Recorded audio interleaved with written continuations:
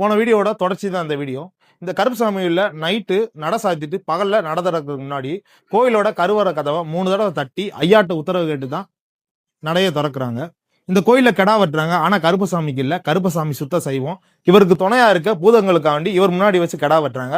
அப்படி வெற்ற கெடாவோட தலையும் உடலையும் கூட கோயிலோட பின்வாசல் வெளியேத்தான் கோயிலுக்குள்ளேயே கொண்டு வராங்க. இந்த கோயில்ல காலங்காலமா ஒரு வழக்கம் இருக்கு. அது என்னன்னு பாத்தீங்கன்னா, திருமணமாகி குழந்தை இல்லாதவங்க இங்க வந்து வேண்டிக்கிட்டாங்கன்னா குழந்தை பிறக்கும். அப்படி பிறக்கிற குழந்தைக்கு தங்களோட குலதெய்வத்துக்கு பதிலாக முதல் முடிக்காணிக்கு இங்க வந்து கொடுக்கறது ஐதீகம்.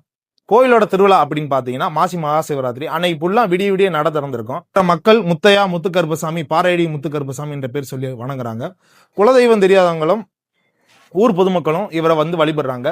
இந்த ஊர் மக்கள் தங்களுக்கும் தங்களுக்கு பிறக்கிற குழந்தைக்கும் பேருக்கு முன்னாடி முத்துன்ற பேரை சேர்த்து வைக்கிறத வழக்கமா வச்சிருக்காங்க. உதாரணமா கோகுல்னா முத்து கோகுல், கிருஷ்ணனா முத்து கிருஷ்ணன், இந்த மாணிக்கு பேர்களுக்கு முன்னாடி முத்துன்ற பேரை சேர்த்து வச்சுக்கிறாங்க. இதான் அந்த கோயிலோட சிறப்புகள். இந்த கோயில் எங்க இருக்கு அப்படின்னு பாத்தீங்கன்னா, நம்ம உத்தமபாளையத்திலிருந்து குச்சனூர் போற வழியில புதூர் விளக்குல இருந்து 100 மீட்டர் டிஸ்டன்ஸ்ல தான் இருக்கு. அடுத்த வீடியோல சந்திப்போம். நன்றி, வணக்கம்.